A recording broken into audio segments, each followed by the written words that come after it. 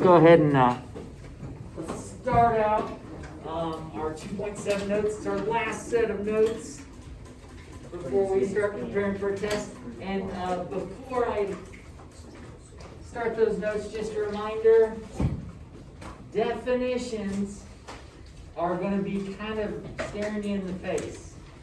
If they say point C bisects a segment, and then they say what that means, that is definition of that word. Is everybody with me on that? If they say it's a right angle, and then they continue to say it's 90 degrees, that is definition of a right angle. So be wary of definitions, everybody. All right, so 2.7, we're going to learn some more theorems. And 2.7 is titled Prove Angle Pair Relationships. Again, you're not going to have to do a proof by yourself. That is not, you're not going to be assessed over that yet. You're just going to be filling in holes in proofs. But today, we're going to work some proofs out together. And the first one we're going to do is we're going to prove theorem 2.3. Jackson, you good? Yeah, I'm fine. Okay. You distracted me, I'm sorry. 2.3 is titled the right angles congruence theorem. Now, I'm not going to write out any further explanation because I think that says it all. What does it say? Right angles are congruent. Right angles are congruent. Yeah. Okay. So we get to use this theorem in some proofs and later, but let's do a little proof of it.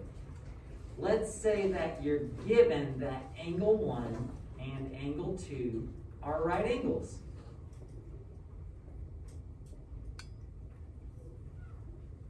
And we'll just write given.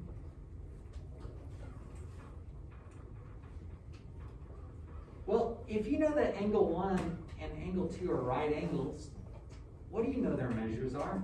90 degrees. Yes, let's write that down. Measure of angle 1 is equal to 90 degrees. Also, measure of angle 2 is equal to 90 degrees. How do we know that? Definition of a right angle. You got it. Definition of right angle.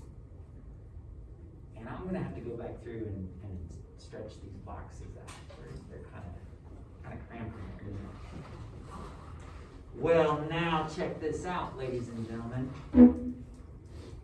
If we've got measure of angle 1 is equal to 90 and measure of angle 2 is equal to 90, what can we say about the measure of angle 1 and angle 2?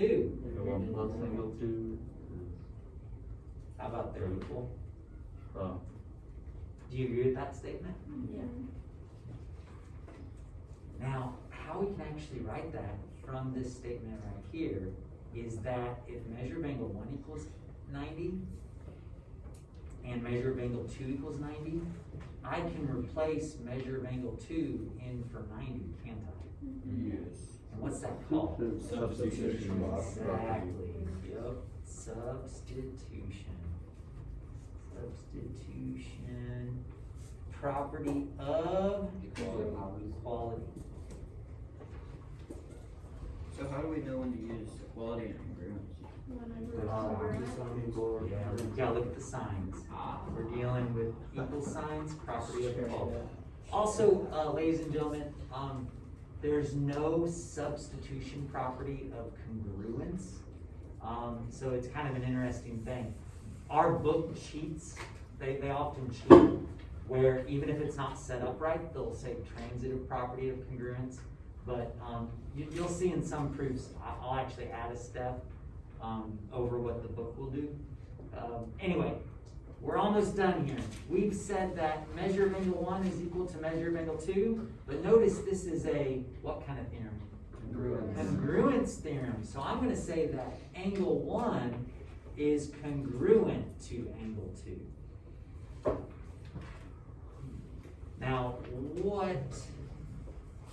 what's your reasoning for saying that when they're equal, they must be congruent?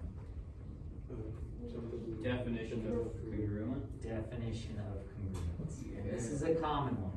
Anytime you go from saying the same things are equal to saying they're congruent, it's definition of congruent. It also goes the other way around if you need to go the other way. All right, so theorem 2.3 we'll get to use periodically. Okay, and actually we'll get to use it right now. It's pretty exciting. So our next example here, example 1, has a little picture, doesn't it? Yes. And then it says given, I'll go ahead and write it down here, given JK, segment JK is, what does that symbol mean? Perpendicular. Perpendicular to segment KL. And segment ML is perpendicular to segment KL. What's my reasoning for that statement? It's given. Okay. Easy points, right? Easy points. Well, gosh, if they're perpendicular, what do we know these angles are? They're right angles, aren't they? So I'm gonna acknowledge that. I'm gonna say that angle K, you guys okay with me labeling it that way? Mm-hmm. Angle K and angle L are right angles. Now, how did I know that? Because they're perpendicular. Because they're perpendicular. So what do I say for my reason? Definition of right angles. Definition of what? Right angles. Nope, definition of Perpendicular. perpendicular. Because they told me they're perpendicular, then I said they're right angles. Well, you know what? What did we just learn? That if they're both right angles, what do we know about them? They're equal. They're congruent. So we'll say angle K is congruent to angle L. So what's my justification? They're both right angles. Congruence. No, Oh. They're both right angles. they're both right angles. What did we just learn? Right angles congruence. Right angles congruence theorem. Right angles congruence theorem. Now, I gotta tell you, you could still do this proof without using the right angles congruence theorem. It's just you would have to go up here and redo the proof, wouldn't you? You'd have to say, oh, since they're both right angles, they're both 90. Oh, since they're both 90, they're equal. Oh, since they're both equal, they're congruent. But the right angles congruence theorem saves us some time. We've already, once you've gotten to this step here, you can use the right angles theorem to go to the conclusion. Oh, so we proved it and then used it. Yep, we proved it and then we used it. All right, let me get down this theorem 2.4 and then we'll call it a day. Theorem 2.4 is the congruent supplements theorem. And I'll actually write out an explanation for this one. It says that if two angles are supplementary